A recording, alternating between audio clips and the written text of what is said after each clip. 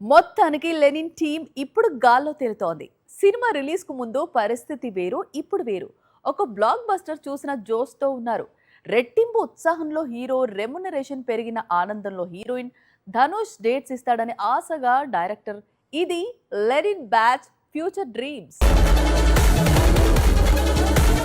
Lenin కు ముందు సరైన విజయం లేక బాక్సాఫీస్ రేసులో పూర్తిగా వెనకబడిన అఖిల్ ఇప్పుడు లెనిన్ తో ఏకంగా 100 కోట్ల వసూళ్లను చూడబోతున్నాడు. రెట్టించిన ఉత్సాహంతో కొత్త సినిమాలో నటించబోతున్నాడు. అయితే దర్శకుడు ఇంకా ఖరారు కాలేదు. ఇక లెనిన్ హీరోయిన్ భాగ్యశ్రీ బోర్సే ఇంతవరకు కొత్త చిత్రం కమిట్ కాలేదు. లెనిన్ రిలీజ్ కు ముందు తమిళంలో శివకార్తికేయన్ హీరోగా నటిస్తున్న కొత్త చిత్రంలో కథానాయికగా ఎంపికైంది. లెనిన్ విడుదలకు ముందు 1.5 కోటి పారితోషికం తీసుకున్న ఈ కథానాయిక ఇప్పుడు కొత్త సినిమాకు 2 కోట్లు డిమాండ్ చేస్తోందట. ఇక దర్శకుడు మురళీకృష్ణ అబ్బూరు కూడా తన తదుపరి సినిమాకు హీరోగా ధనుష్ అయితే బాగుంటాడని ఎదురు చూస్తున్నాడట.